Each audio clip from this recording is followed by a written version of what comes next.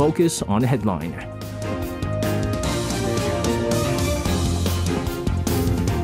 And let's take a look at what major issues are making the headlines today on Focus on Headline. For this, joining us in the studio are reporters Yoo Min and Che Ji-hee. Guys, welcome back. Good evening, Esther. We're going to talk numbers, specifically money and exchange rate here. This could be concerning for many people out there. Inflation, high oil. Now we're looking at the greenback very strong against the South Korean won, which means, again, in other words, South Korean won is far weaker against the greenback here. The South Korean won surpassing 1,300 level against the dollar for the first time in 13 years. Give us the latest updates on this, Sumin.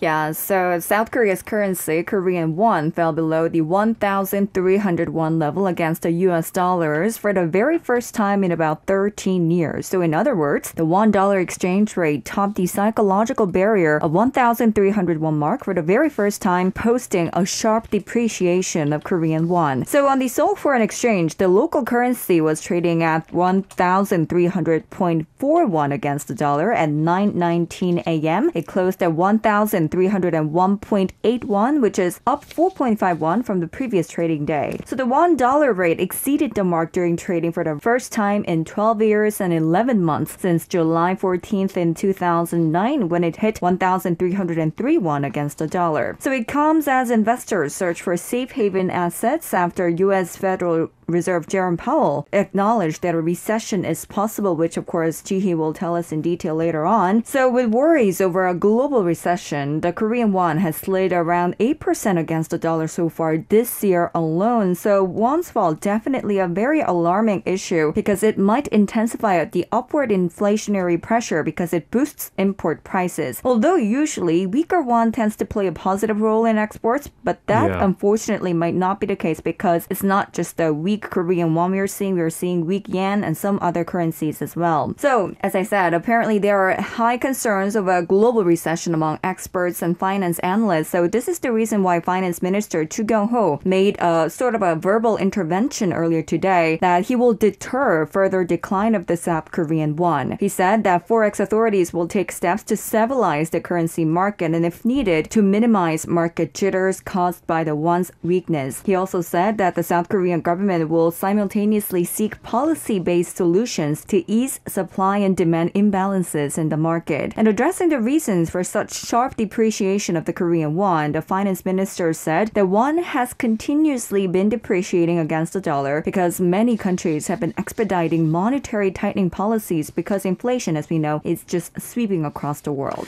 Yeah, I remember before the pandemic, because I look at the foreign exchange quite a bit, it was at one point something like 1,080 Korean won per dollar. And I think it was kind of, even if it goes up, it was kind of hovering around the 1,100 range. Yeah. Which means that even at 1,200, everyone was like, the Korean won's getting too weak. Now we're looking at 1,300. I do remember the last time I've seen something as high as this, back in 2002 when I came to Korea as a high schooler. It was at 1,400 at the time. But I mean, the economic situation back then was a little bit different here with obviously the greenback would be stronger. U.S. Federal Reserve Jerome Powell mentioning this possibility of economic recession. As Sumin mentioned briefly, this has an after effect of the Fed's efforts to curb inflation. Let's hear more about what he said before the Senate Banking Committee. Ji-hee, you have more on this. Right. So Jerome Powell testified at a moment of rapid inflation, of course, and rising interest rates before the Senate Banking Committee on the 22nd. There he said, although the Fed is, of course, not trying to provoke a recession, the interest rate hikes intended to restore price stability may possibly lead to an economic slowdown in the country. However, he also said the American economy is well positioned to withstand higher interest rates, as he had said will happen in the future again, and that the central bank might be able to lower rapid inflation without making America suffer a painful downturn. And at the same time, he did caution that pulling it off would be, quote unquote, very challenging challenging to achieve and that a recession is, quote unquote, certainly a possibility. Now, Powell added that the Fed thinks it's essential to restore price stability for the benefit of the labor market and said inflation has to be down to 2%. Well, a week ago on the 15th, the Fed ordered the largest interest rate increase of 0.75 percentage points. We call that the giant step since 1994. And the central bank is under growing pressure to combat inflation because it hit a 4-decade high of 8.6% in May. Now, Mr. Powell's latest remark regarding the possibility of an economic downturn is quite different from the stances of the U.S. President Joe Biden and the cabinet, because during an interview with AP last week, President Biden said the U.S. economy is stronger than any other country in the world, in a solid position to overcome inflation. And he said an economic recession wasn't something inevitable. But then Powell said during his testimony, quote unquote, "We do understand the full scope of the problem and we're using our tools to address it pretty vigorously now." And he also said achieving the goal of trying to stabilize prices without causing a recession has been made significantly more challenging by all the events of the past few months, and cited the supply disruptions coming from shutdowns in China as well as the ongoing war in Ukraine that have in fact pushed prices even higher. Still, he said that the Fed needs to do what it can do to rein in price increases, because the other risk is that price stability is not restored, then high inflation will become entrenched in the economy, hurting low-income people more than anyone else. And he said the Fed is doing its best not to amplify the current level of uncertainty in a time when circumstances are extremely challenging and complex.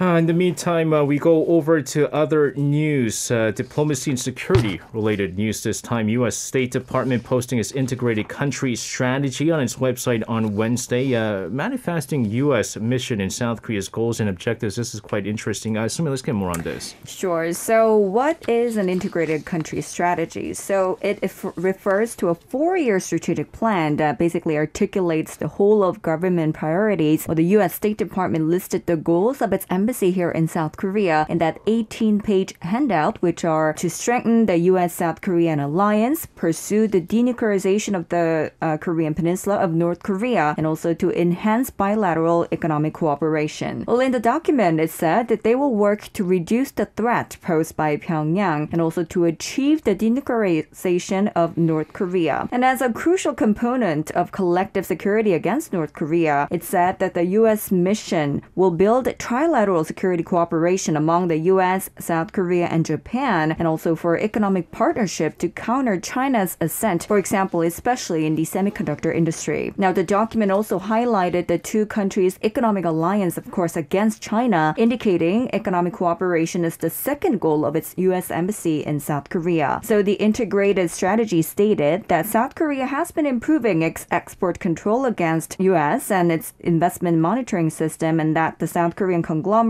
are expanding their investment in establishing resilient and stable supply chains, especially for semiconductors, high-performance batteries, rare minerals, and biopharmaceuticals. And it also said if there is a setback in strengthening economic cooperation between the two countries, it noted that the U.S. might have to rely on countries like China, which of course do not share its values and will not be able to take lead in major technologies again, highlighting the importance of economic cooperation between U.S. and South Korea. Quite interesting here. But the one that kind of stood out for me is the fact that despite all the things that are happening right now, the tensions with North Korea, that they still put in the achieving denuclearization of North Korea as one of their key goals still, right? But again, I mean, we say this over and over again. The ball is in North Korea's court right now. I think the United States and South Korea, I mean, they've been trying to strike any kind of talks with North Korea. They're just not budging whatsoever. So in the meantime, another thing we've been looking forward to quite a bit just next week, NATO summit with President Yoon Suk-yeol having been announced his plans to participate here. He will, of course, be the first South Korean president to take part in this NATO summit. The U.S. State Department spokesperson Ned Price commenting on the attendance of President Yoon Suk-yeol and at the NATO summit. So tell us what was discussed here, Sumin. Yeah, sure. So South Korea is not a member of the military alliance of the NATO alliance, but has been invited as a partner nation along with countries like Japan, Australia, and New Zealand. So as President Yoon Suk-yeol, just like SJ has mentioned, is planning to attend the NATO summit in Madrid next week. When the U.S. State Department spokesperson Ned Price was asked about Seoul's potential role at the summit as a non-member state, he said, despite the lack of membership, South Korea is an important partner of NATO and of individual allies. So basically emphasizing that South Korea is an important ally of the United States. Now noting that it will be the second time in recent months that an Indo-Pacific partner has joined a NATO meeting, Price said that there are a number of shared challenges ranging from China to cybersecurity issues and emerging technology. Well, another thing that stood out was that he said what the U.S. seeks to uphold in the Indo-Pacific region with South Korea and what NATO seeks in Europe are precisely the same, which is rules-based order that has led to unprecedented levels of stability and prosperity. So he also referred to Russia's invasion of Ukraine, an attack on that rules-based order. He noted that assault threatens not only Ukraine but the entire world and added that very threat is why the U.S. and of course the Indo-Pacific partners have stood up to that aggression regardless of the geopolitical location and geographical location, whether it be Europe and the Indo-Pacific region. And lastly, he also added that the U.S. Secretary of State Anthony Blinken is looking forward to having discussions with the allies in the Indo-Pacific region, just like President Joe Biden, who recently returned from his visit to the two Asian allies. While on the sidelines of the NATO gathering, President Yoon Suk-yeol could hold a trilateral summit with U.S. President Joe Biden and Japanese Prime Minister Fumio Kishida. Yangurum chiming in our live YouTube for the first time saying nothing related to me. He said if South Korea does take part in the NATO summit, as in President Yoon Suk-yeol, the relations with China is going to get a bit uncomfortable. Is what I mean. It's true, and not to mention the thing that because I read this news early this morning and what Ned Price said, the different challenges that South Korea and the NATO member countries share. He said Russia, China and security, and then putting China in there. And I think right now the Yoon administration, what they've been doing a good job in balancing this relationship with China. Yeah. Although that they said they were going to be, most experts were saying, they're going to be more hawkish against China. The consensus is, yes, you could be consensus, but you can't be too hawkish in that you go, we don't want to deal with China is our enemy. China has it. They weren't going to come out like this. I think so far they've been doing a good job balancing it out in that their ties with the U.S. is stronger right now, but they're still going with China. Yes, our bilateral relations are very, important as well. And us being part of IPEF has nothing to do with us going against China. And then Ned Price goes, the challenges that we face together is China. And so it puts South Korea kind of in a difficult situation, right? But I think the consensus, not only with China, but Russia, it does seem like right now, again, I keep using the term teams forming. But I think the reason why these countries have been, all the Asia-Pacific countries have been invited is because of Russia-related issue and obviously China as well. Another thing to look forward to, the 14th BRICS Summit, hosted by China, being held virtually tonight. Much attention is on whether China and Russia try to use the summit as a platform to build a new camp against the U.S. and Western states. So now you have the NATO summit, which is going to kind of go against Russia and China. Now the BRICS Summit, where you're going, okay, everyone else. So this is, to me, very scary. But Chihi, let's get more on this. Sure. So it is expected that Chinese President Xi Jinping will call for a joint response to the participating nations against the U.S. and the allies while presiding over the summit of the BRICS nations. Now, Russian President Vladimir Putin will be joining via video, and he is also expected to criticize the U.S. and its Western allies for supporting Ukraine and is likely to request cooperation from the BRICS nations. And some also speculate that China and Russia may attempt to even create a new camp by including some other developing countries as well. However, Bloomberg reported that India, which is a member of the BRICS, as well as the US-led Quad, may hold a more neutral stance. So it was reported that India would resist the anti-US messaging from China and Russia at the BRICS summit, and Indian negotiators will look to prevent any attempts by China and Russia to use the summit to score for a propaganda victory against the U.S. and its allies. Meanwhile, the BRICS bloc, including Brazil, Russia, India, and China, was formed in 2009 and was joined by South Africa in 2010. And tonight's virtual summit will be held under the theme of, quote-unquote, foster high-quality BRICS partnership, usher in a new era for global development. Well, the initial purpose of the BRICS summit of discussing and deliberating on common issues for all developing countries set aside, the platform is expected to provide Beijing with a timely chance to promote its vision for how international relations should be conducted. Yeah, I always found the India being part of BRICS quite interesting because, as you know, India and China are not the best of allies, best of friends here. But which is why you were saying that India might be kind of more neutral on this front, right? In the meantime, Chinese President Xi Jinping warning about the expanding military alliance among the country in a speech before the virtual BRICS summit. Tell us what he said, Sumin. Yeah, so Beijing will be hosting the meeting of the influential group of BRICS emerging countries, emerging economies like Brazil, Russia, India, and South Africa, just like Jihe said.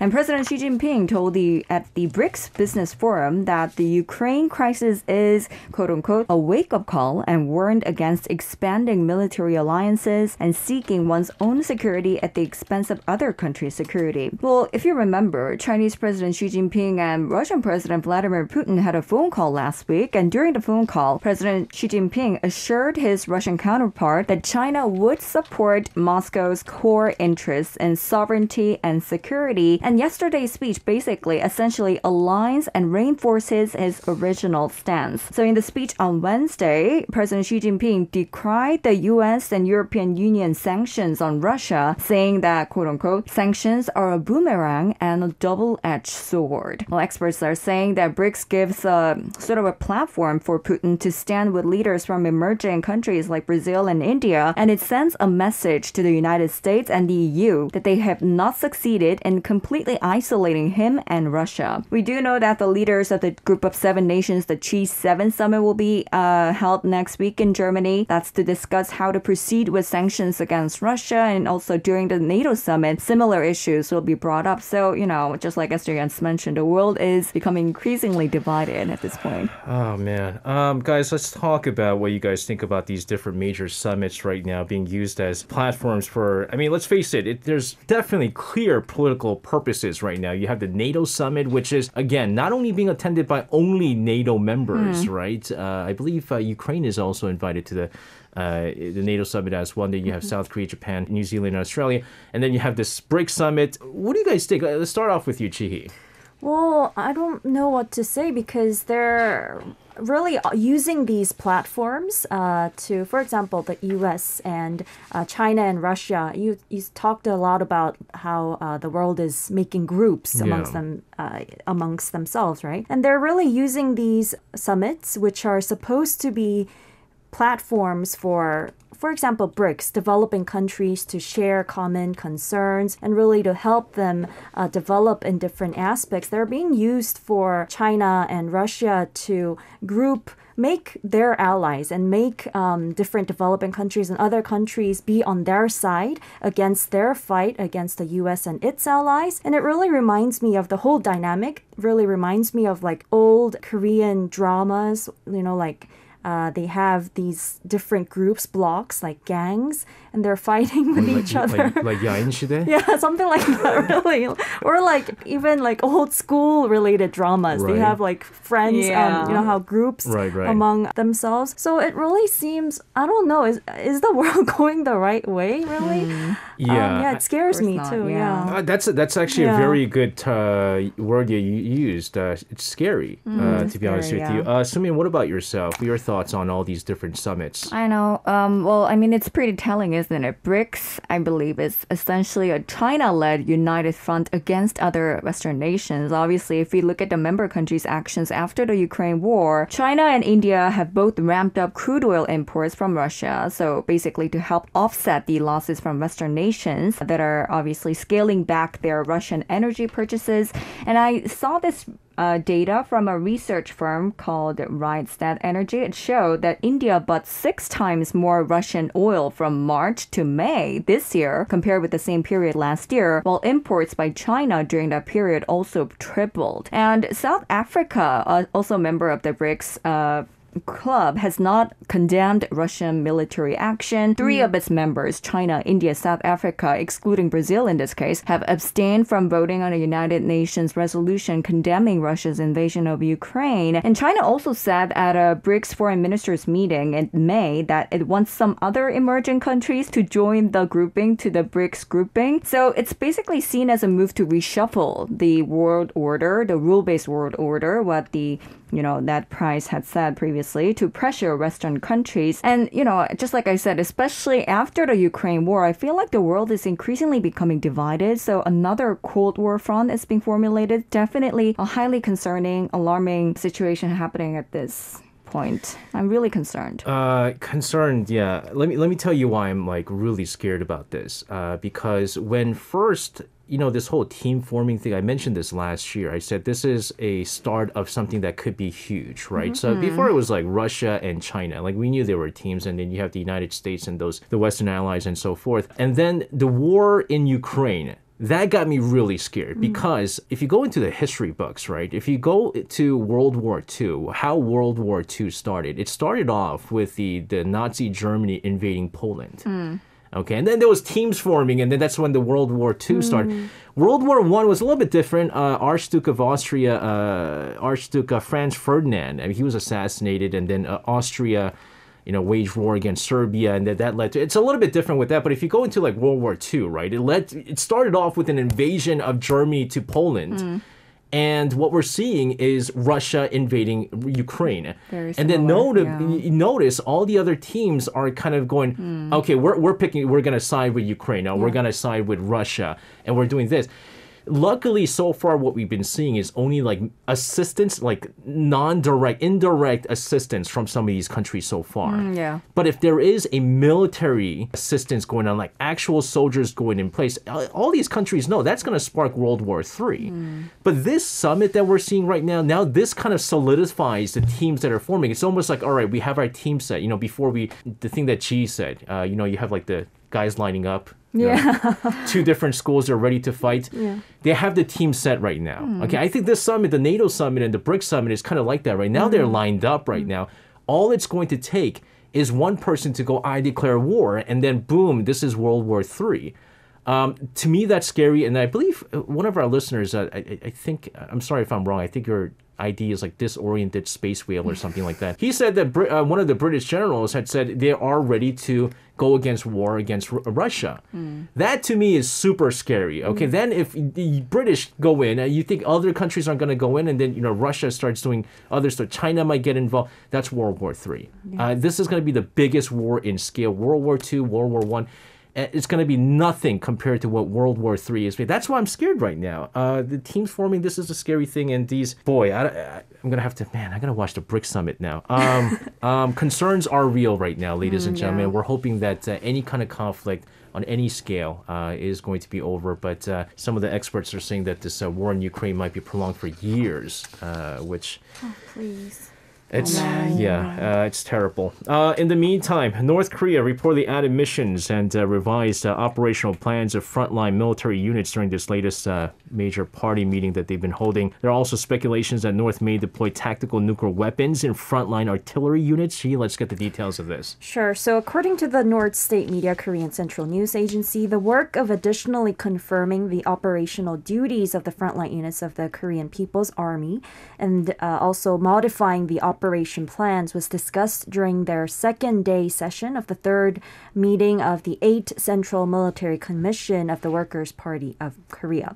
Now, among others, the issues related to reorganizing key military organization formations were on the agenda, and the KCNA also reported that regarding adopting important military measures to enhance the operational capabilities of the frontline units, Kim Jong-un, a North Korean leader, stressed the importance of this work and clarified all the principles, tasks, and ways for implementing it. And Chief of the General Staff of the KPA, Lee Tae-seop, apparently delivered a presentation demonstration in front of the North Korean leader using a military map of the eastern region as well as the East Sea. Now, the details of the added mission and revised operational plans were not revealed by the media outlet. And regarding the new tactical guided weapon that the North test fired in April, it stated that the weapon has great significance in enhancing the efficiency in the operation of tactical nukes of the DPRK and diversification of their firepower missions. And the latest party meeting has drawn much attention from the international community as it could hint as to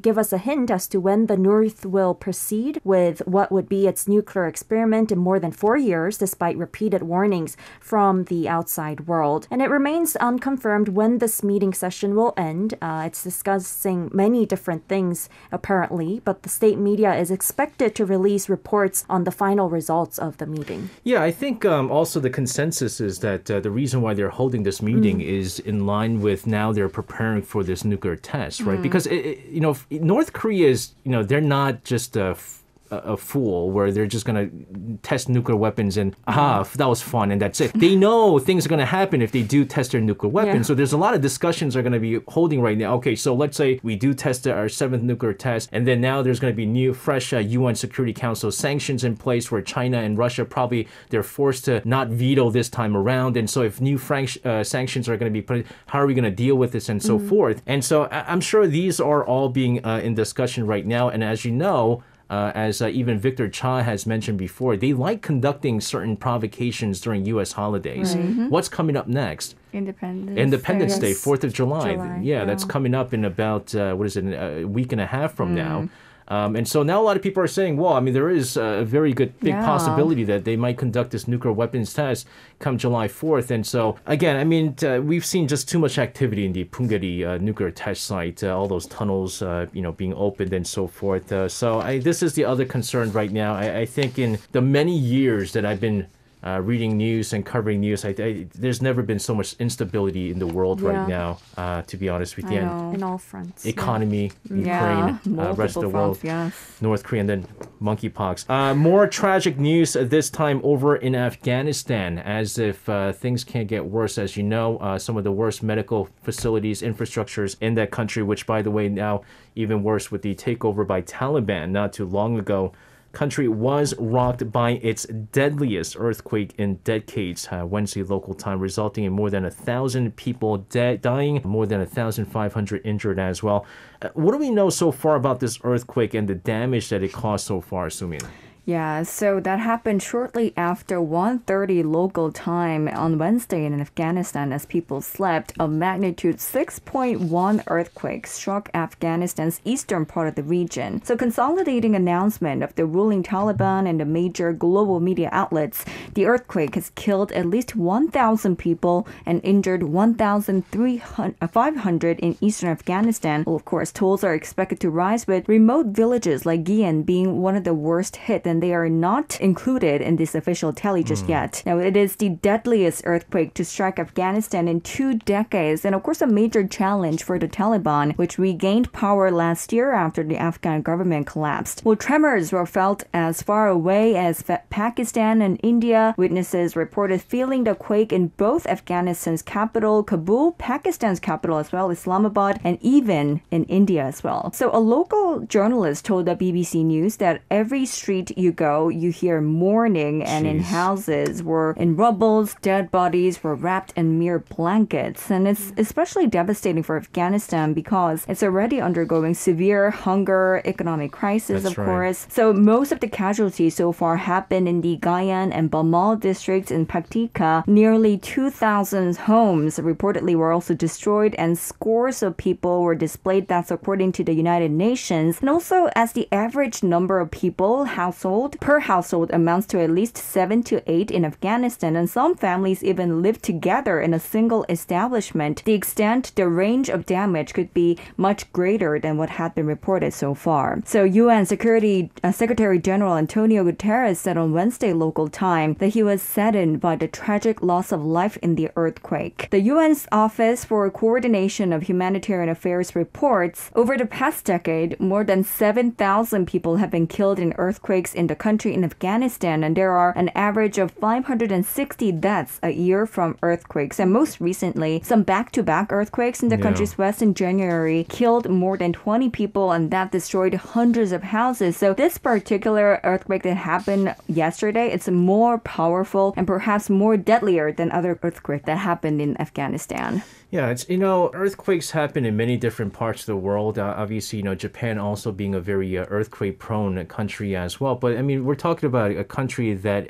is well prepared for earthquakes. I mean, I don't know if you know how the architecture of Japan is. I mean, they literally build buildings so that it can withstand earthquakes. Even like these houses that are like hundreds of years old, they're able to withstand earthquakes. Yes. But you go into some of the developing countries, it's completely different. I forget where it was. Another major earthquake that took place in one of these South American countries. It was devastating as well. But continuing with the Afghan news, again, this is the deadliest quake in the country since 2002. So we're talking about 2 decades, 20 years. Experts are saying there are several reasons Afghanistan was especially vulnerable to the disaster and why the damage is actually worsening. So, Chi, tell us about this. Right. So this, in fact, like you said, is the 7th earthquake that killed more than 100 people. So it is really the deadliest in 2 decades. Yeah. And Afghanistan has a long history of earthquakes, many in the mountainous Hindu Kush region bordering Pakistan. And the country is particularly vulnerable to earthquakes because it's where the Eurasian and the Arabian and the Indian tectonic plates meet.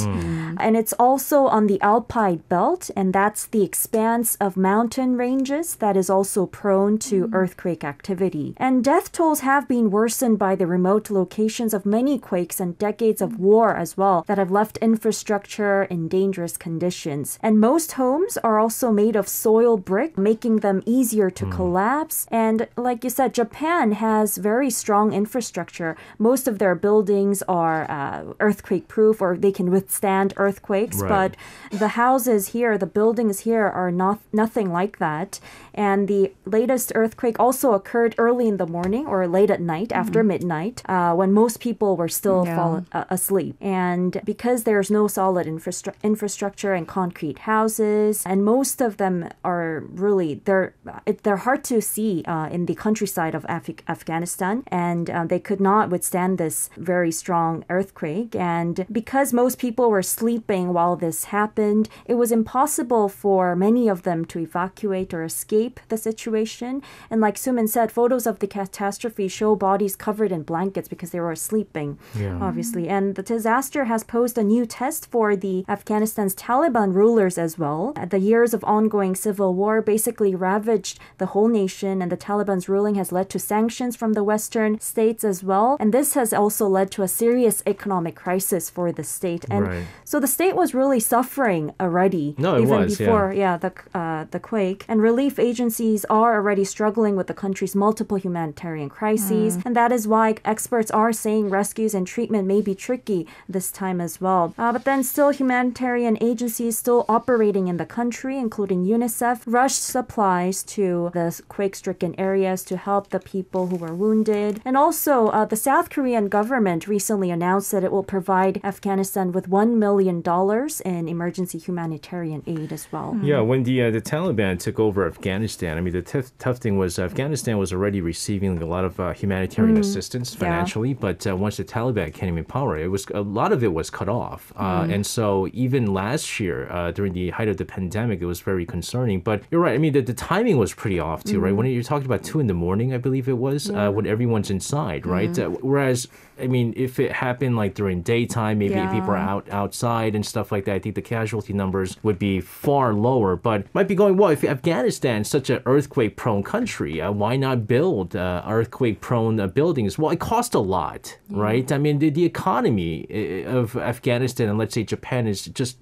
on the opposite spectrum of each other, and which is why, like you said, some of these houses built in soils and stuff like that. It really, which is why anytime you look at get news of these devastating earthquakes, you hope that it doesn't happen in these developing countries where you're going to obviously, unfortunately, see more casualties. We'll give you more coverage on this as we get more information. For our reporters today, thank you very much for coming in with your reports and your insights. Stay safe, and we'll see you guys again. See you.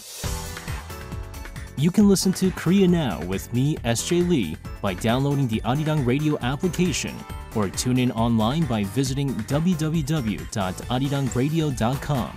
So make sure you tune in Mondays through Fridays, 6 p.m. to 8 p.m. Korea time.